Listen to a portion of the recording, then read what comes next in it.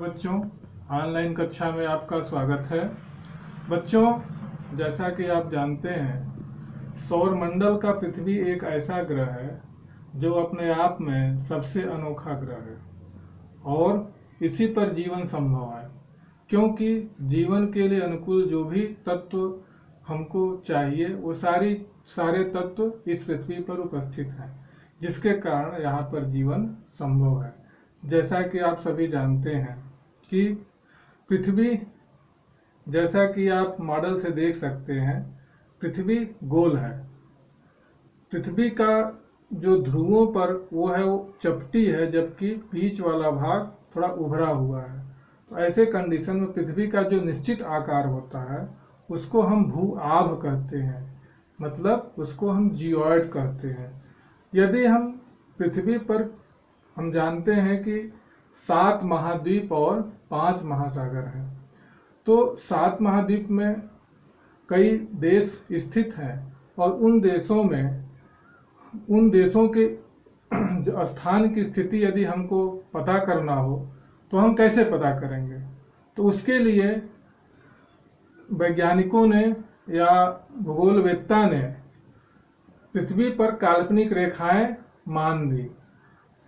काल्पनिक रेखाएं क्या होती हैं? काल्पनिक रेखाएं 2 तरह की होती हैं कि एक तो ध्रुवों से, उत्तरी ध्रुव से लेकर दक्षिणी ध्रुव तक जो सीधी रेखा खींची जाती है उसको हम देशांतर रेखा कहते हैं, जबकि हम पृथ्वी पर पड़ी रेखाओं को जो खींचते हैं उसको हम अक्षांश रेखा कहते हैं।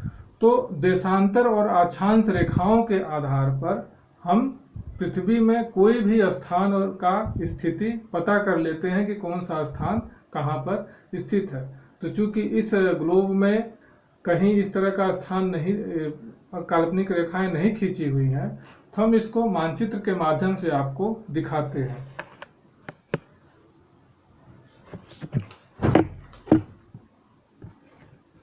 जैसा कि आप मानचित्र में देख पा रहे हैं कि ये जो रेखाएं नीले रंग की खींची हुई हैं ये अक्षांश रेखाएं हैं, जबकि ऊपर से लेकर नीचे तक जो रेखाएं खींची हुई हैं वह देशांतर रेखाएं हैं। आप देख सकते हैं कि मानचित्र के बीचों बीच एक रेखा खींची हुई है जिसको हम 0 अंश अक्षांश रेखा या भूमध्य रेखा या विषुवत रेखा, या इसको हम अंग्रेजी में इक्वेटर लाइन कहते हैं। जैसे जैसे हम उत्तरी ध्रुव की तरफ या दक्षिणी ध्रुव की तरफ बढ़ते हैं, इन रेखाओं की जो लंबाई होती है कम होती जाती है। इसका मतलब है कि भूमध्य रेखा की जो लंबाई होगी, मतलब भूमध्य रेखा एक ऐसी रेखा है, ऐसी अक्षांश रेखा है जिसकी लंबाई सबसे अधिक होती है। इसकी लंबाई लगभग 40,076 किलोमीटर होती है। जैसे जैसे हम उत्तरी ध्रुव की तरफ या दक्षिणी ध्रुव की तरफ बढ़ते हैं, अक्षांश रेखाओं की जो लंबाई होती है वह कम होती जाती है। अतः भूमध्य रेखा हमारी पूरी पृथ्वी को 2 भागों में बांट देती है। भूमध्य रेखा के उत्तर की तरफ उसको हम उत्तरी भाग कहेंगे और भूमध्य रेखा के दक्षिण की तरफ के भाग के पृथ्वी को हम दक्षिणी भाग कहते हैं। तो जैसे जैसे हम उत्तरी भाग की ओर बढ़ते चले जाएंगे, तो उत्तर की तरफ बढ़ेंगे तो 23.5 अंश उत्तरी अक्षांश रेखा, या इसको हम कर्क रेखा या कर्क वृत्त भी कहते हैं। उसके आगे बढ़ेंगे तो 66.5 अंश उत्तरी अक्षांश रेखा, जिसको हम आर्कटिक वृत्त कहते हैं, यह रेखा है। और उसके ऊपर की 90 अंश अक्षांश रेखा जो उत्तरी ध्रुव कही जाती है। तो और उत्तर भूमध्य रेखा से जैसे हम दक्षिण की तरफ नीचे आएंगे तो 23.5 अंश दक्षिणी अक्षांश रेखा को मकर रेखा कहते हैं। जैसा कि आप देख रहे हैं कि कर्क रेखा एक ऐसी रेखा है जो सीधे भारत से होकर के गुजरती है, जबकि मकर रेखा जो है वह दक्षिणी अमेरिका और अफ्रीका और ऑस्ट्रेलिया से होती हुई गुजरती है।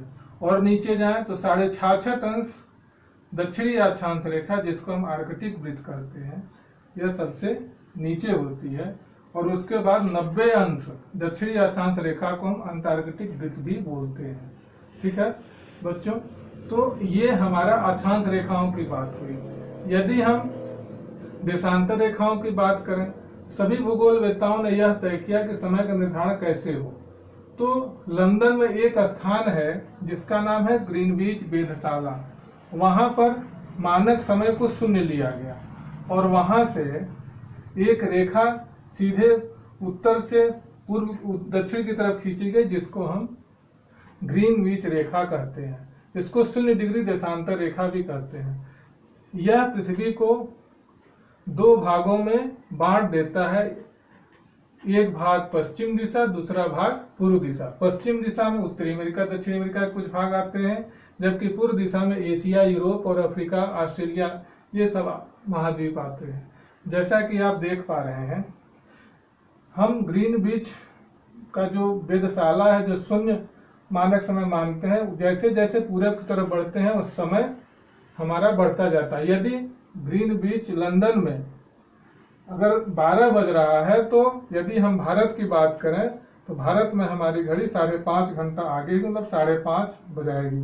यदि दोपहर में लंदन में 12 बज रहा है तो हमारे भारत में 5:30 बजेगा। भारत की बात करें तो भारत में 82.5 अंश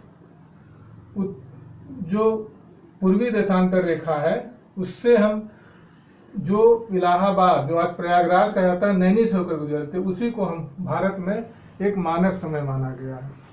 और जैसे जैसे हम आगे बढ़ते जाते हैं तो 180 अंश पूर्वी देशांतर रेखा या अंतर्राष्ट्रीय तिथि रेखा, यह क्या करता है, दिन को बदल देता है। कहने का मतलब जैसे जैसे हम आगे बढ़ेंगे, तो यदि हम जापान से अमेरिका, उत्तरी अमेरिका जाना चाहते हैं, तो जापान में यदि हम सोमवार को 12 बजे चले हैं, तो जैसे उत्तरी अमेरिका पहुंचेंगे वहां रविवार हो जाएगा। अगर हम ये कह सकते हैं कि अमेरिका से हम जापान जाते हैं, अगर सोमवार को अमेरिका से चले हैं, जापान में आते हैं, तो हम मंगलवार को पहुंचेंगे। तो इस तरह से हमारा एक दिन का समय आगे पीछे हो जाता है। तो ये है हमारा मानक समय। तो कई देश इतने बड़े बड़े हैं कि इनको कई मानक समय माना गया है। जैसे आप देख सकते हैं, जापान में 2 मानक समय है, चाइना में 2 मानक समय है, इस तरह से आपका रसिया में 4 मानक समय माना गया है, कनाडा में 6 मानक समय निर्धारित है। इस तरह से कई देशों का अलग अलग मानक समय निर्धारित है, उसके अनुसार अपना वो समय निर्धारित करते हैं। ऐसा क्यों हुआ?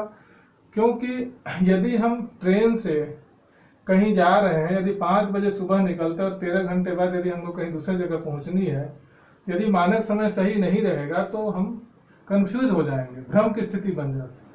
ऐसी स्थिति में मानक समय का निर्धारण किया गया है। तो ये रहा बच्चों मानक समय और अक्षांश और देशांतर रेखाओं के बारे में। तो ये हम कह सकते हैं कि देशांतर जो समय होता है वह एक निश्चित होता है, और इस तरह से हम इससे पता कर सकते हैं कि किस देश में कितना मानक समय है, ये आप लोग पता करके बताइएगा। तो धन्यवाद बच्चों।